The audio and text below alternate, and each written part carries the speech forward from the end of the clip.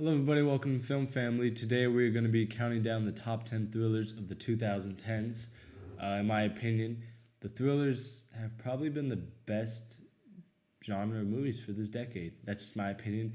Thrillers have really seemed to mature in a lot of ways and kind of go on their own ways and create new types of thrillers, and that's something that I really like to see. And I think all three of us have pretty different lists because it's a relatively subjective genre. Some people call certain horror movies thrillers, and vice versa. Some people call certain dramas thrillers. So, just get into our list. Any honorary mentions? Yeah, and it is subjective because this one could be either horror or thriller. But for me, since it's what it's based upon, it's The Purge. Did not mess with those movies. Oh, I saw the first one in the theater, and I was just like, okay, this is something. This is one thing for me again, right? This is uniquely different. It's just different. I was like, low budget. You could see the budget on the screen, and I don't know. Just Ethan Hawke. Just for me, like the first one really. It really got me. It really reeled me in. It was what it is the concept was, and the fact that they've made so many of them since then, it's just something that I had to put in my honorable mentions because I've seen every single Purge, and I wouldn't be honest with you guys if I hadn't seen them in the theater, which I hadn't. By the way, the people who said that is possible, that is not ever going to happen. I've seen also all the Purges as well. Like the real life Purge, that's not going to happen. I had the idea a long time ago before the Purge even came out, so I wish they gave me royalties. Not a thing to brag about.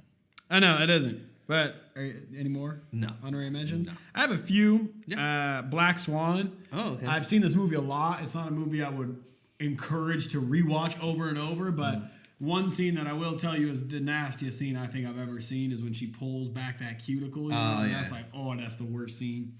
Girl with the Dragon Tattoo. I thought that was a really good movie. I think that it was definitely surprising for what I didn't know anything about it, and it surprised me. Yeah. Sanctum, which is two of my worst fears, to be honest. Caves and deep underwater. Okay. So it's a pretty interesting survival movie. See that. Okay. Child 44 is a movie I actually almost forgot about. With Gary Oldman and Tom Hardy. I thought that was pretty good. It was an interesting premise. Cloverfield Paradox, which I think is a Netflix original movie. Yeah.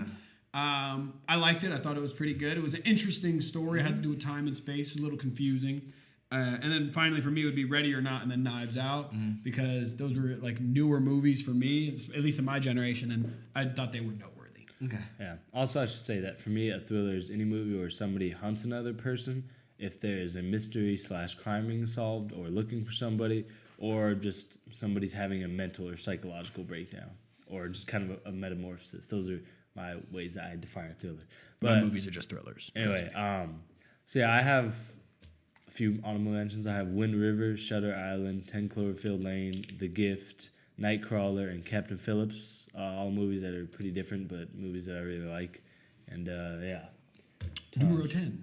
Number 10 for me was Ready or Not, which was one of the movies that we saw last year, and it was just something fun about it that I obviously love hide and seek in general, but you throw a murderous twist in there and that idea that someone is being chased throughout this whole movie and recently just got married, and it's one of those movies that I could see myself doing, directing it, like that. So that's why I picked this movie because it's just fun. It takes place in one location basically, and it's kind of over the top, in a way. And I had a fun time with it, and it's one of those movies that I definitely will watch again when it comes out.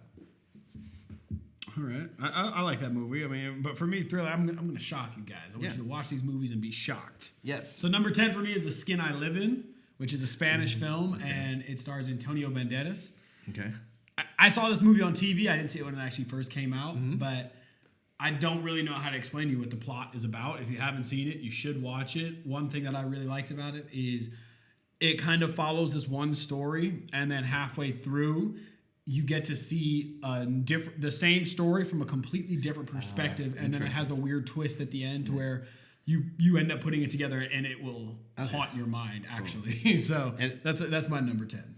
Is this in English or in Spanish? It's in Spanish and With subtitles. Okay, Yeah. cool. Don't dub anything, please. Yeah, please. Don't do it.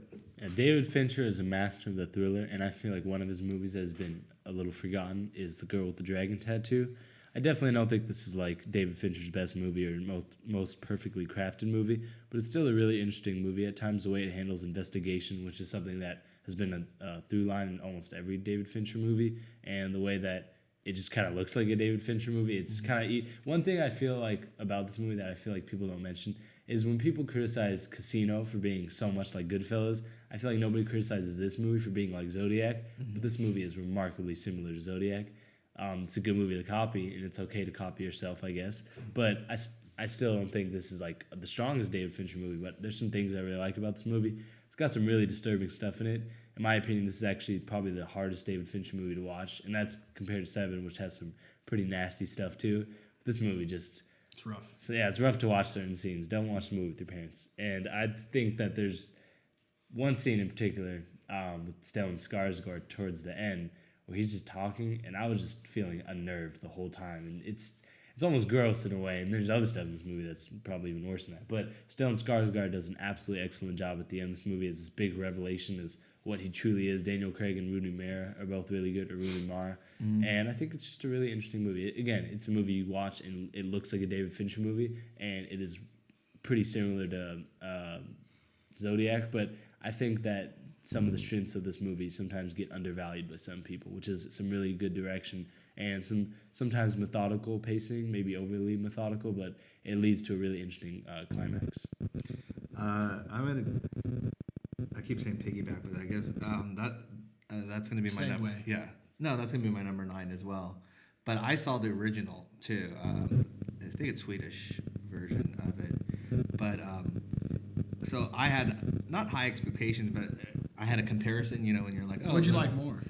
Well, the Swedish one I saw in obviously with subtitles, and it was just different. It was different than anything I had seen.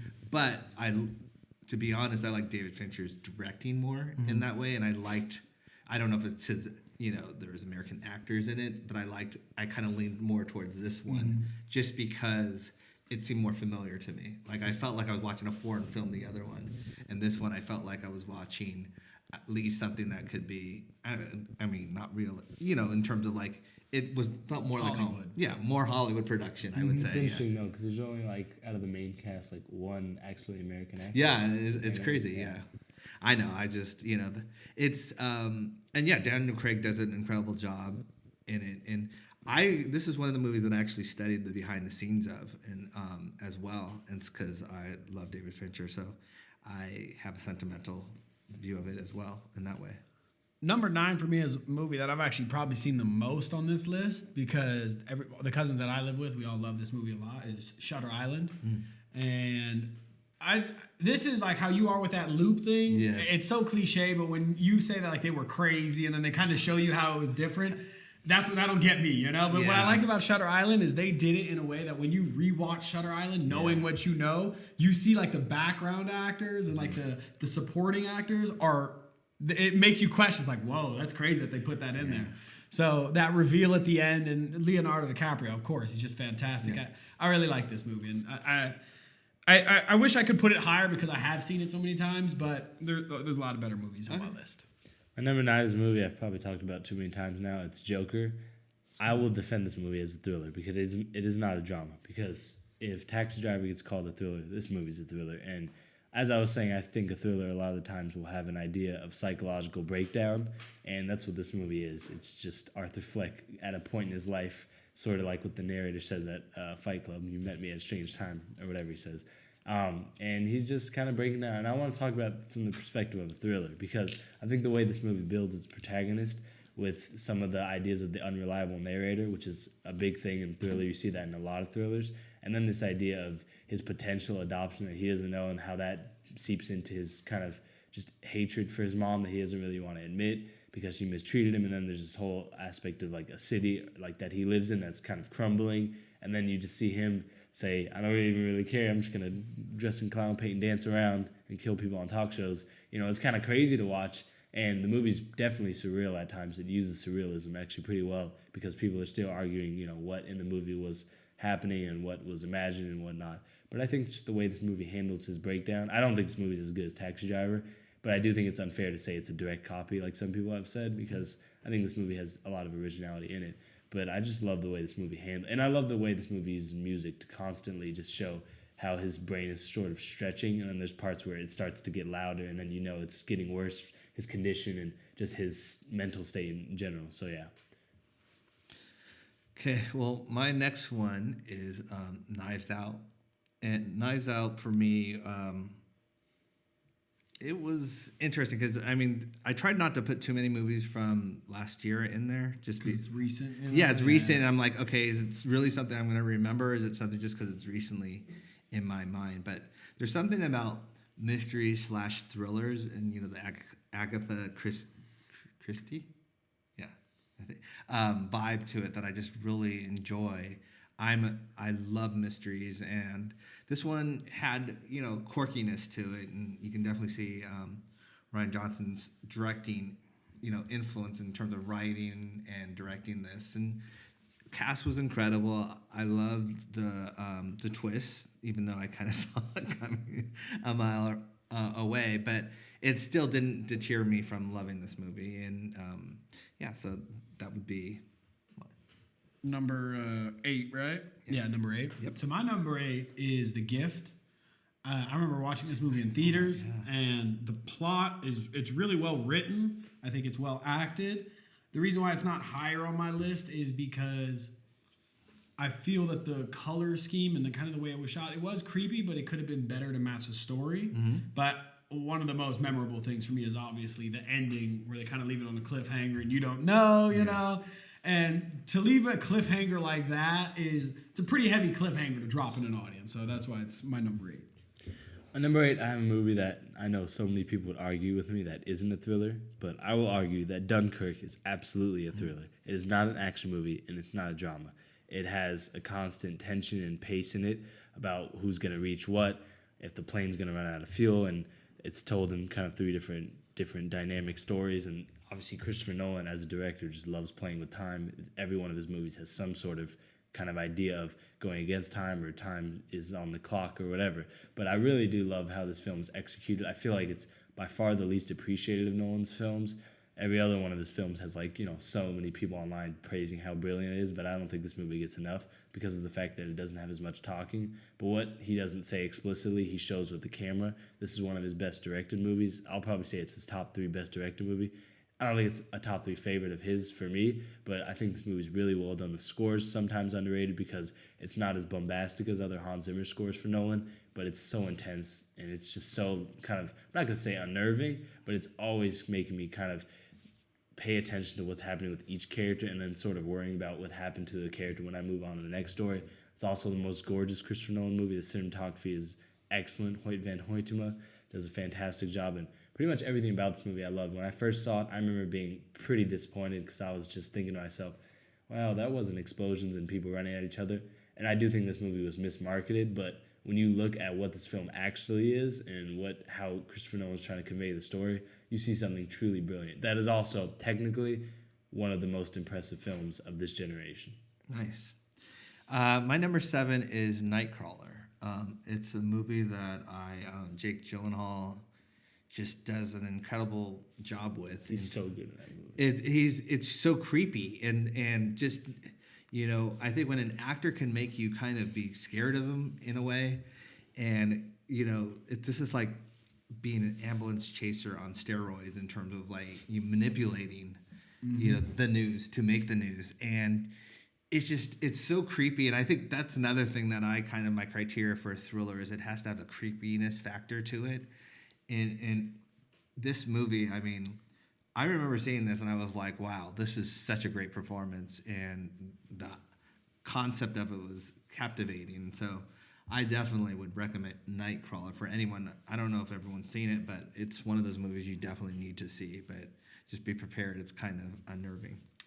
Actually, it's funny because Nightcrawler is my number 7 too. All right, yeah. I hated this movie when I first saw it. We all fell asleep. Yeah, I did not really like this movie. I thought it was so boring, and on top of it, it's like this guy is for lack of a better term, he's almost like paparazzi, but he's Yeah. really grimy. You know, Yeah. so I didn't really like Sleazy, it. yeah. Exactly. But when I rewatched it, I really enjoy seeing his descent into this world that's not really, it's not an underground world, but it feels like it is, and it's very grimy. And even the way it's shot, a lot of the shots hold tension. I like the contrast of the bright red car with the blackness of the city in the back.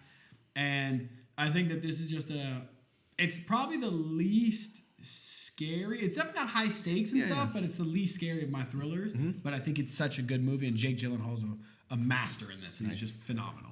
I hope there's a spot on one of our lists eventually where we all three have the same movie. Because I don't have Nightcrawler, but I do have a Jake Gyllenhaal movie. I have Enemy. Now, Taj can attest to this. When I saw this movie, I texted him, like, please watch this movie. Have you done it? No. That's unfortunate because I was absolutely stunned in this movie. It Yes, is you were. so fantastically directed. Like, seriously. It is by far his least, Denis Villeneuve's, it's by far his least, I guess, acclaimed movie of this decade because he's dropped 4 movies that were so popular and just, they're hard to kind of top those movies because they really have a popular movie feel to them, where this really feels like a student film, but this feels like a student film on steroids because there's very few student films that can make a movie this well done. This movie feels like it's dripping in like David Fincher yellows, but it also has like a Hitchcockian feel to it, and everything about that is just, those are 2 masters of thriller cinema. And it's also got a unique creativity from Denis Villeneuve, and he's able to just extract something that's so unnerving in this movie. Jake Gyllenhaal is really good, probably a top 3 performance of his career, next to Nightcrawler and Prisoners, which, 2 out of those 3 are Denis Villeneuve, but he's really, really, really good in this movie because the whole movie rests on his shoulders because he plays 2 different characters. And this movie has, you haven't seen it, so I won't spoil it for you too, but it has one of the scariest endings I've ever seen. Horror film, thriller, or not. It literally made me jump out of my seat, and I've probably done that maybe like 2 other times in the movie. I was deeply unnerved in this movie. It's so creepy. It's so weird at times, but it's just so, I'm not even going to say grimy like you said about Nightcrawler, but it just feels, you feel unsettled while watching this movie. Like when you're watching it and you're walking down the street and somebody's watching you, you get that feeling while watching a movie by yourself. And for a movie to make me really just look behind me when I'm alone in a room, that is something truly special. And the movie's just fantastically directed. So yeah. Nice. Yeah, I haven't seen that. Obviously, I haven't seen Prisoners either. Both of you get, Yeah. I haven't seen Enemy, but Prisoners you need to see. please get to, Which one should I see first? I don't know, go see both. Okay. So that's probably, they're not going to be on my list. I'm just letting you know. Full disclosure. Number 6 for me is Split. Split was something, M. Night. I have a question though, because aren't there 2 splits? There's one with the monster. That's the one he means. Or no. I mean the one with the female monster. She was means like the Jeanette. one Oh, by M. Splice. Night That's my Shyamalan. bad. That's my bad. Yeah, That's my I saw bad. Split. Yeah. Okay. I saw that too. Yeah, I saw that as well. I've never heard of that movie. No, it's not that good. Yeah, Split for me, I mean, it was kind of M. Night coming, kind of re-establishing himself, with the Blumhouse line in terms of that. And I really didn't know what to expect. I actually saw this at a premiere. So they ended up talking about it afterwards, and he, presented it. And Blumhouse was there too, and kind of what they were going through and what they wanted to present. And then obviously talked about the twist at the end. But for me, I just loved the performance. I like multiple like personality disorders in terms of like seeing an actor stretch, and James McAvoy doing that. Fantastic job. Incredible. Because it's when you see an actor a lot, and you're like, yeah, he's good, and then you see the role that says, no, he's not just good, he's great. Yeah, the extent of his power. Then you have to say, okay, this guy's flexing muscle, and literally, and so that's kind of what I really enjoyed about this movie, was just seeing him and seeing the concept of it, not even knowing that this was going to be part of the universe, but just in general, it's just like I just kind of like those movies, and it is a thriller in that way, in terms of you don't know what's going to happen, and the hunt, and trying to find someone. So I just really love this movie, and I'm a fan of M. Night anyway. Good or bad, movies, I've just been a fan of his. So that's my number 6. My number 6 is Get Out. I don't consider it a horror movie because it's not very scary to me. I feel that this was it was a unique thriller because I could see why people would consider it a horror, but it didn't really have too many I guess it had jump scares, but it didn't really have anything that would make it a horror movie for me. The supernatural. Sure, but you can make a thriller supernatural like the others with Nicole Kidman. That's not that scary either. If you want to consider it that, but I don't. It's not scary to me, but I think it was well written, well acted, and you could also say, didn't you say that thriller is someone being pursued? Buddy's being pursued for his body. They're trying to trap nobody's him. like he's there. They're just waiting for him. Yeah, to but like it's a metaphorical pursuit. What? No, it's like They're he's trapping right him. there. They have him. Yeah, and then he starts running and he tries to get out. You know, no pun intended, but it's pun First of intended. all, Get out. But that's anyways, the whole look, point. it's my number 6. Get out. Yeah. It's not that scary. It's a thriller and it's awesome. Number 6, I have Quentin Tarantino's The Hateful Eight. Talking about flexing muscles, this is definitely him trying to see if he can keep an audience entertained in like a 2-hour. Oh yeah, it matters what version you're watching, but I'll just talk about the theatrical one, a 2-hour and like 50-minute movie, and he definitely does. Didn't we see the 4-hour one in theaters though? No, No. that's I only thought on we Netflix. did. No, it's only on Really? Netflix. Oh Yeah. man. Yeah, I actually just recently watched the 4-hour one. I didn't think it was quite as good as the 2-hour, 50-minute one. That one's better. But anyway, this is, I think, as a full film, talking about all the different components that go into it, one of his best. The editing is really solid. It usually is, though. But the score for this movie, he's never actually done a movie with the full original score. He's had Ennio Morricone compose original songs for, like, I'm not going to say all his movies, but I think every movie he's done since, like, Kill Bill. I don't think he did Death Proof, but whatever. Ennio Morricone does a full score for this movie, an Oscar-winning score that is fantastic. The theme is great. He used unused songs from The Thing, too, which was really cool. The cinematography is absolutely gorgeous. There's so much blue and white, and it feels like an old movie.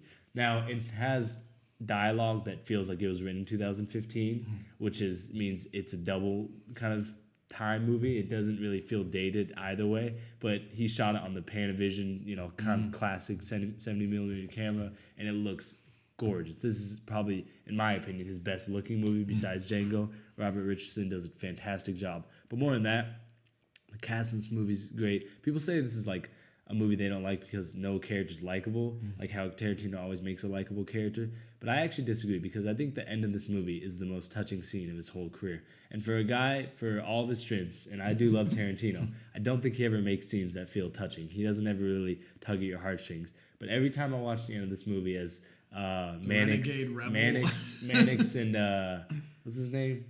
The Marcus Warren. Warren and Mannix sit there and die together as they read the letter, and it just pans out. I just get chills during that scene. I love that scene. And then they play that great old song. Hold on, Daisy. But I want to watch. I just think everything about this movie is great. It feels like a Tarantino movie, but it also feels like it was made by somebody else in a way. I don't really know how to explain that, but the use of just space in this movie, it feels like it uses every nook and cranny of the haberdashery, the way it uses coffee for tension and songs, the way it has one of the weirdest stories I've ever heard told within a movie.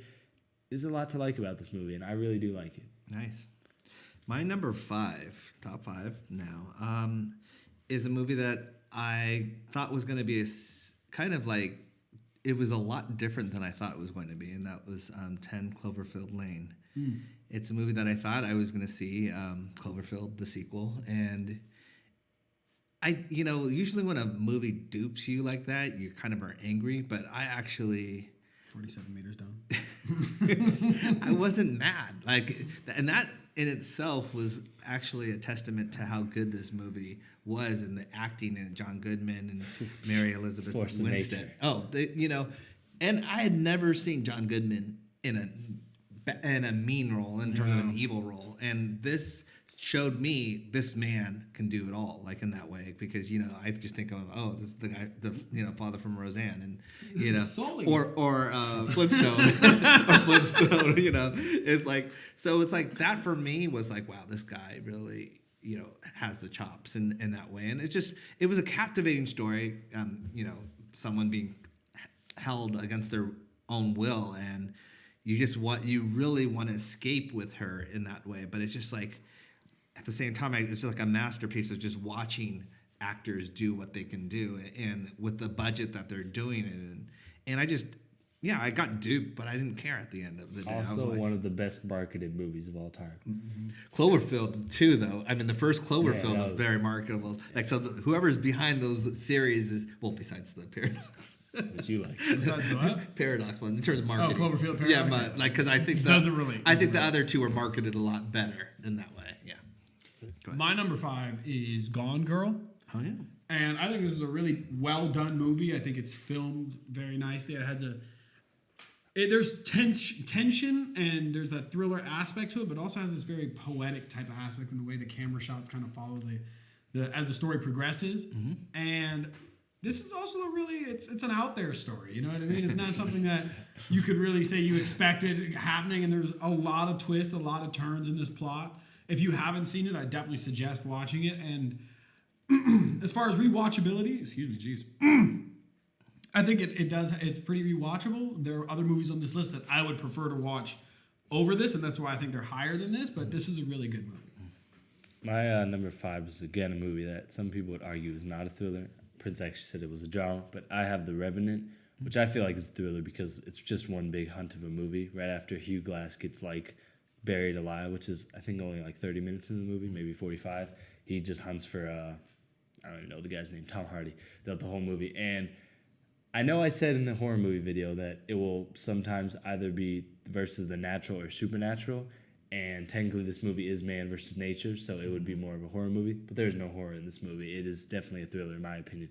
And the way that Leonardo DiCaprio not only contorts his body, but just feels like he's giving it his all. And I think a lot of people joke around in this movie and are like, he just ate a bison heart because he wanted that Oscar and he lost all his weight and chapped his lips and stuff because he wants an Oscar. Maybe it's just because he is dedicated to his craft, you know? And he is really good in this movie. I don't think it's his best performance, but he's really good. It's also got some wildly impressive filmmaking in it. Like, doing Birdman and then The Revenant back-to-back years is one of the few things you can do to have a director and cinematographer both win back-to-back Oscars, both so well-deserved, because this movie is gorgeous and it used only natural lighting, which when I heard, I didn't believe. I still don't even know if I believe that. Even if after I heard, I'm like, that just doesn't seem possible to me because this movie's gorgeous, but it did. And the filmmaking in this movie is excellent. The sound design is, every little noise just feels like it's so drawn out and so well done.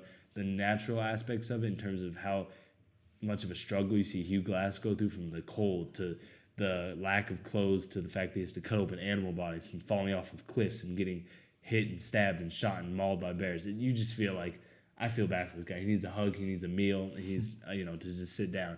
And then you feel his tragedy of losing his son. And you really do hate Tom Hardy and his probably like 4th most inaudible role. And there's also some really just intense scenes in this movie. The final confrontation is fantastic. Both times I watched this movie, I forgot that he was, or the second time I watched it, I forgot that the guy was, hitting on the horse and he comes out. That was a great sequence because it never feels like choreographed. It just feels very intense. And it's just a great movie, and I really love this film. Plus, there's not like a single line in this movie that's shot at like a regular conversation eye level, just a standard movie shot, except when they're in like back at the base camp. But everything else, the camera's always moving, and instead of just putting it at a regular degree for somebody's face to be seen, it's always going at a weird one. It's something I liked. Nice. My number 4 is probably a movie that you guys haven't watched, and I'm going to say the title, and you're going to think of another movie. The movie's called Frozen, and it's not the Disney Frozen. It's Frozen by Adam Green, and I didn't, I know Adam, so I was like, okay, I don't want to seem biased, and so I actually went to a couple of best of thriller lists, and Frozen was on there, so I was like, okay, I'm good. But why I like this movie was because there's something when you have constraints of a budget, but then you write a great movie and you direct a great movie. And this movie is about 3 skiers that are basically stranded on a chairlift, and they're left. Basically. Oh, I've seen the thing for it, but I haven't seen the movie. It's, and you think of it and you're like, okay, well, where can they go from there? But I can tell you this movie kept me guessing in terms of what was going to happen. And I love those kind of movies where they put you in a place and you're like, what would I do in that case? And that's what, when I saw this movie, that's what I was thinking. I'm like, geez, well, I don't like to ski anyway, but I was like, that's what's like my worst fear was like, if I got stranded there. And in the cold, yeah. In the cold. I'm there, that sucks. And it's like, it's a Sunday and they're not coming back till Friday. Ooh. And so it's like, and it just was so well done, well acted, and well didn't even see this directed. movie. And you guys definitely need to see it. It's one of those movies that it was made for a cheap budget, but the budget never shows because it was so well done. So that's my number 4. My number 4 is Oldboy. I've seen both the Korean version and the, I guess you would say, American version with Josh Brolin. I don't know which one I like more because I think it's very rare that you find movies that keep pretty close to the original. And by that, I mean, like, they were both as equally weird. And I feel like with foreign movies, they will push the boundaries that we're not so accepting of out here. And I think Oldboy is one of those movies where they just do weird stuff. It is deranged. I think Josh Brolin did a good job in it. I feel like it's shot interestingly because he's so isolated, and it kind of almost has a dark, what's the Jim Carrey movie where he's on a show? Truman Show. And it's like a dark one of that almost. And it's very interesting to me. So my number 4 is Sicario. I feel like sometimes this movie gets pushed behind Blade Runner, Arrival, and Prisoners. And you can argue that those 3 movies are better. I'm not mad at that at all. But what I do think is that sometimes this movie is just undervalued in how quality it is. Besides the bar sequence in this movie, I think that it's pretty close to being a perfect movie.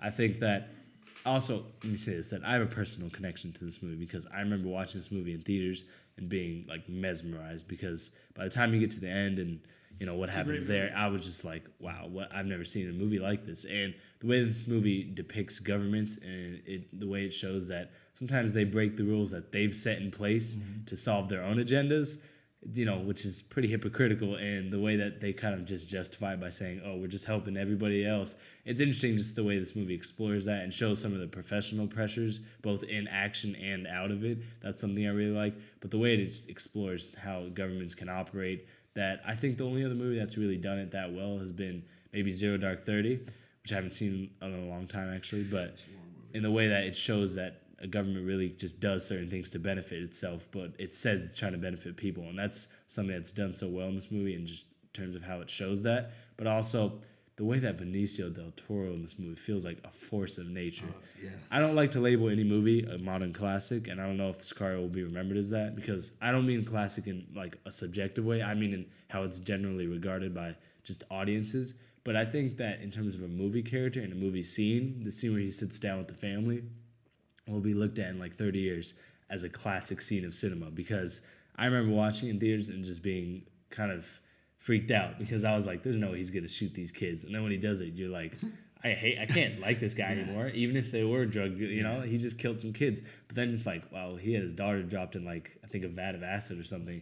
And it's like, well, he has hate in his heart, and you kind of understand that. And everything about this movie is great. And the way it shows some of the ugliness of just how the Mexican cartels operate, and then how the U.S. government sort of equally matches their ugliness, but just tries to cover it up by saying, well, we're the good guys. I just think the way it explores all that's really good. Plus, the action sequences, as short as they are fantastic. And the cinematography and score is all brilliant. So, yeah. I like Del Toro.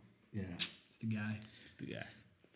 Number 3 for me is a movie called Searching. And it's one of those movies that plays very independent. It was made for less than $1 million, and John Cho is in it, and John Cho is in it, and Deborah Messing, and it's basically a movie about a father that is looking for his daughter. Yeah, but yeah. Cool. Well, he's from other movies. Don't look at the Grudge, but yeah, it was like it's just in terms of like the whole, and I hate to use the word gimmick because it is a gimmick, but it's done so well. It's like the whole thing plays off of like a screen, basically, in terms of you see people's lives through the internet or Facebook, or they got like advertisement, or they got permission to use Google and all that stuff. But you see him literally look for his child through the means, and he gets to meet his daughter's friends who pretend to be. It's so well done because you're going through this kind of mystery, and you don't know if the daughter's alive or dead, and you're following this father as he goes through this and really discovers who his daughter really was. And there's a backstory behind it, and this is a movie that really surprised me in terms of like I had heard great things about it, and I love indie movies, but once I saw this, I was like, okay, this is really a great movie. And it's a movie that I definitely watched again, and you need to watch again to kind of fill in the blanks of it. So, yeah, Searching's my number 3. My number 3 is Us, which, again, I don't consider a horror movie. That is definitely a horror movie. No, because they're being chased and they're being hunted. And there's no way you can't tell me they're not being hunted in this. No, that is a So, horror movie. I mean, they're not supernatural. They did get killed. Okay, well, the science behind it makes sense to you? No. But, Yeah, I mean, it doesn't have to. It's a movie. But anyways, I like this movie. I think it was... it's not scary to me, but I think it held the tension pretty nice while the family's trying to outrun the other family. Mm-hmm. And I think that they did... I think the first scene with the raspy voice and with the actress, yeah. I felt like it got played out a little bit later in the movie, and it didn't hold the same... like basically scariness that it did in the first scene. But I think that this movie is well written. It's an interesting idea. I'm a little confused on how they tried to connect it to Hands Across America and how that was an actual thing, but I just take it for what it is. Yeah. And that's why I think it's a solid choice for me. Nice. When you mentioned movies from last year and not wanting to talk about them just because you don't know how they're going to hold up, I kind of agree with that, but there was no way I wasn't going to put Parasite on this list because it's a movie that I feel like definitely will still be relevant to me, or I'll be a fan of in years to come, because I think it's such a well done and well crafted film. But something I want to talk about that I didn't really mention before is that something that thrillers have over every other genre, and an ability, or I guess just a plus they have that other genres can't do, is they can do epilogues. And not saying that other movies can't do that, but when most other movies reach their climax, whether it be emotional or physical, you don't really want to see the story continue. There might be a couple scenes, like for instance, Star Wars, a very popular example. They blow up the Death Star, there's a little award ceremony, but that feels like it's kind of attached to the third act.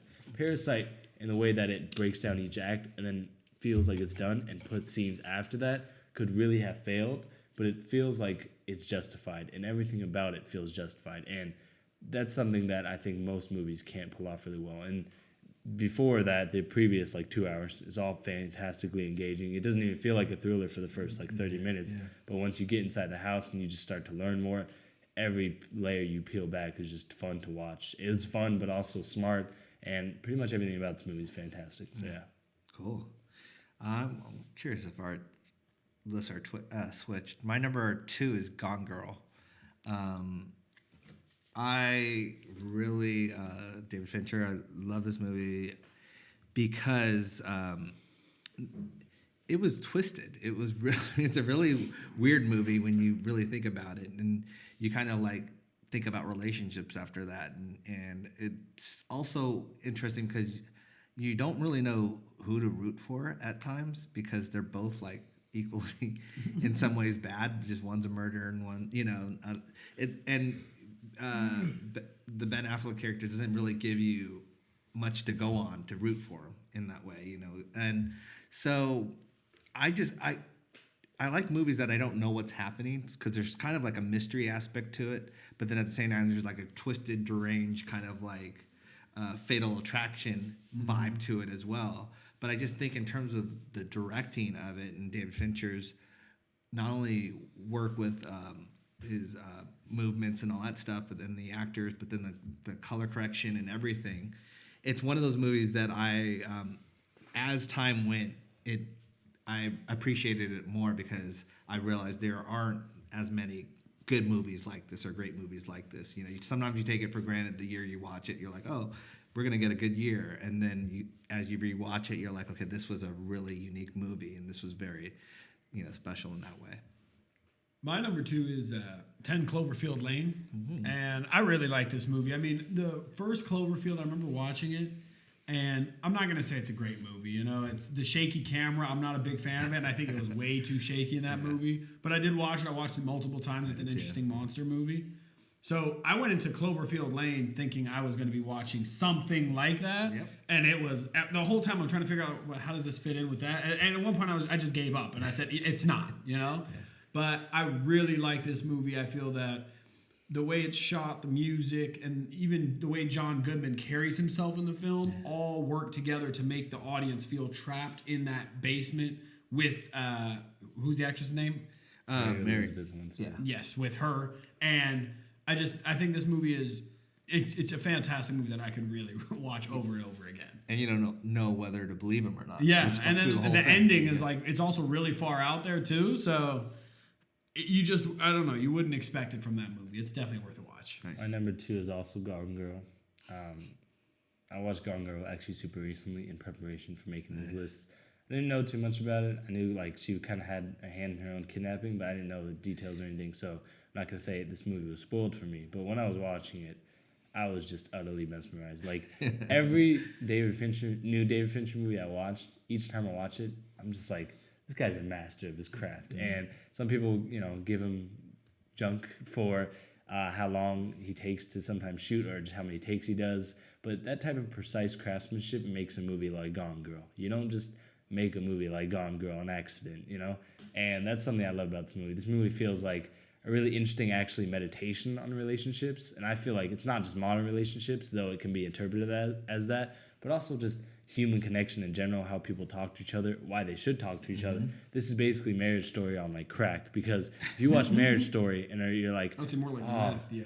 Oh, more like what? Meth. Yeah, sure. Like, this is- And you're watching Marriage Story and you're like, I want you to talk to each other about each other's problems. Gone Girl's like, maybe you guys should just have never done help. Yeah, anything. like, or maybe what? you need some professional help. And honestly, I love everything about this movie, from its smooth camera pans to its, like you said, gorgeous cinematography, which at first, when I was like 30 minutes into this movie, I was like, I just don't think this is that good of a David Fincher movie. It felt kind of average, suburban, and the look was fine. It's suburban, it's not going to look that good. But then once you get more into it, you're like, wow, this is, it's the type of movie that only works if your director knows what they're doing. And David Fincher is a master. This is why I'm excited for his next movie, because that was the last thing he put out. And like I said, that's great about this movie, the cinematography and visuals, but the way it breaks down the story with each layer. And David Fincher has said this himself, the way the movie is constantly kind of in 3 prongs transforming what it's about, kind of being a biting satire. It's got some pretty gritty ideas, some cynical ideas in there about just marriage and how guys treat women in general, which definitely should make you, if you're a man, kind of consider how you treat women. And if you're a woman, consider how you should react to that. And that's something that's really cool. It never feels like it takes a side, but it also does, because you hate both the people in charge, but also enjoy watching what they do. And that's something that's great about this movie. Rosamund Pike is so good. Her performance, I feel like, feels a little bit, and some people might not agree, but I think it feels a little bit like Hannibal Lecter, because she's not in too much of the movie, but whenever she is, she feels like she just has a certain presence that makes you want to back up whenever you see her, and that's something that Anthony Hopkins did so well in that role. But she feels so calculating and so cold, and sometimes so malicious against what's his name, David, I think, or whatever his name is. But it's such a good movie, and the way that it breaks down just the way that she thinks about men, the way that Ben Affleck's character treats women and thinks about women, and then the fact that it's just got a really compelling mystery in there, and showing how. And my favorite thing about this movie, I haven't even talked about yet, how it portrays the media, how it just shows how everybody turns on Ben Affleck, and it's very satirical in a way, and that's something David Fincher is good at, is taking humor, and it's not like unobvious humor, like black humor. It's genuinely humor that you don't laugh at because you don't think about it, and then when you think about it in a more simplistic way, then you laugh about it. And this movie definitely made me laugh when I was done with it. I was not laughing during it, but the way that it portrays the media and how they vilify and then deify, and just the way that people just go along with it, everything about this movie is fantastic. I dare say that this is a perfect film, and I really love everything about this film. So yeah, Tyler Perry's in it too. And he's really good. He does an incredible job. And Neil Patrick Harris. Yeah, Neil Patrick does a really Harris. good job. Yeah, there's some great performances in there. Yeah. My number 1 is Parasite. It had to be Parasite. It's interesting because I went through a spell growing up where I just watched foreign movies with subtitles, and for some reason this last decade I didn't watch them as much. And Parasite was a movie that I've said this before. I was dragged to certain movies because for this. And Parasite was one of them that I was like, okay, what is this about? I have no idea what this is about, but I'm going to go into it. And it re-energized everything that I love about foreign movies in terms of how they can be different, but be the concept and the themes of it can be universal. And that's what Parasite was for me in terms of I didn't know what to think, because in the beginning there's like they're cracking jokes and I'm like, oh, this is a comedy, you know. And then they enter the house and you're like, okay, what is this really? And then it turns on its head, and by the end of it you don't know where it's going to end up.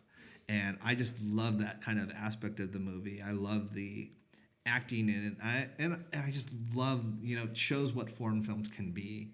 And, you know, foreign films, to me, you know, there's so many gems in there that are even, you know, equal to, if not better than, you know, what we put out sometimes. So I just really love this movie. I please go see it if you haven't seen it. I know they're now making like a series on HBO. See the movie. Really? Yeah. Wow. See the movie first, please. Please see the movie. So my number one is Prisoners. And this is just one of the craziest movies I've ever seen. Based from a story, it's a very hard and heavy concept to deal with, especially because it's children and death. And, you know, I feel like there's some movies, that one movie, I forgot what it's called, but it's about like Susie's in the in-between.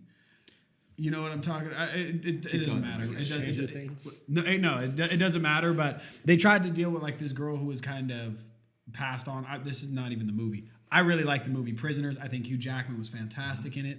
The way it was shot was very dark and almost like outlaw kind of justice, because that's what they were going for. They were kind of going outside of the police for this. But at the same time, I liked how they provided you with different suspects. And you're like, oh, that guy definitely did it. Oh, my goodness, this guy. And then they turn around and then it just completely blows your mind with the ending. And you see raw performances from almost everybody involved, I would say. This is one of my favorite movies. Nice. My number one and two were fighting really hard for the number one spot, and I just had to sit there and think, like, what really, really deserved this? And pretty recently, I rewatched Prisoners, today actually, and I hadn't seen it since it came out when I was way too young to understand it, and I loved it back then. And then when I rewatched it, I was like, that is pretty much one of those movies that I think has earned the title of brilliant. And I don't give that to a lot of movies, even the ones I like, because the word brilliant means you really have shaken up something about just the idea of cinema and what a film and a story should be. And pretty much everything about Prisoners is perfect to me. It's so well crafted.